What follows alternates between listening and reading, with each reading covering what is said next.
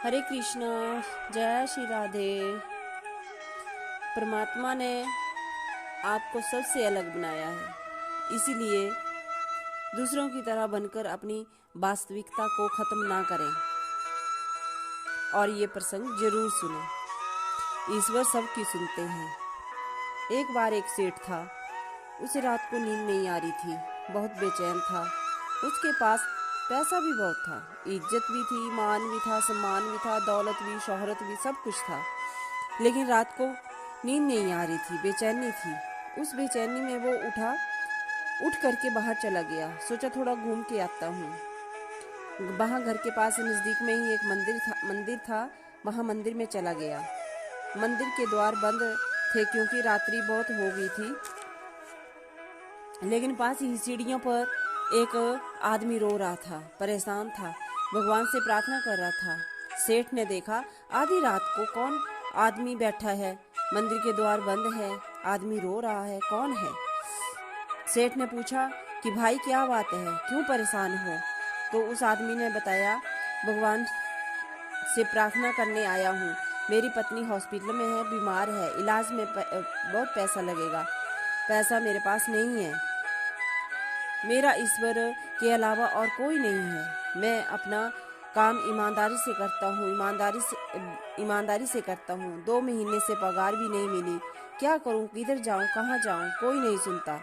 मुझे लगा जब कोई नहीं सुनता तो ईश्वर सुनता है। सेठ ने बोला, कितना खर्च आएगा, कितने पैसे लगेंगे? सेठ ने पैसे निकाले और दे दिए और कहा, ये मेरा कार्ड भी है, इसको भी रख लो। जब जरूरत पड़ेगी तो ये कार्ड है मेरा, इस पे मेरा एड्रेस है, वहाँ आ जाना, पैसे ले जाना। तो उस व्यक्ति ने कहा, इसकी ज़रूरत नहीं है, मुझे आपका पता मालूम है। तो सेठ ने कहा, मैंने तुम्हें कभी देखा ही नहीं, मैं तुम्हें जानता ही नहीं, तो तुम्हें मेरा पता कैसे मालूम है? तो उस आदमी ने कहा, आपको ईश्वर ने भेजा है, आप साक्षात ईश्वर ही है मेरे लिए। मैं तो इनसे प्रार्थना कर रहा था, आधी रात को इन्होंने ही आपको भेजा है। मुझे तो इन पर विश्वास था, ये आपका रूप लेकर आए हैं, तो आपका पता तो मुझे मालूम है, मैं यहीं फिर से आ जाऊंगा और आप फिर मेरे लिए ईश्वर बनकर इधर आ जाएंगे। तो मुझे आपका पता मालूम है, मैं आपका बहुत आभारी हूँ, मैं ईश्वर का आभारी हूँ। वो किसी भी रूप में, किसी भी अपने भक्तों की मदद करने, किसी भी टाइम अपने भक्तों की मदद करने आ सकते हैं। सच कहा है किसी ने, जब कोई न सुने तो ईश्वर के पास जाना चाहिए। सेठ सुनता रहा, फिर व्यक्ति ने ईश्वर का धन्यवाद किया और चला गया। सेठ ने भी द्वार पर माथा टेका और चला गया।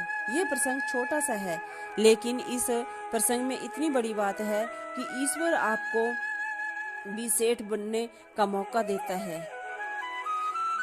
ईश्वर आपके अंदर वो बेचैनी इसीलिए रखता है क्योंकि ईश्वर चाहते हैं कि आप अच्छे काम करें। कितना पैसा कमाएंगे, कितना नाम, कितनी इज्जत कमाएंगे, सब कुछ उसी भगवान का दिया हुआ तो है, हमारा है भी क्या। हरे कृष्णा। जय श्री राधे।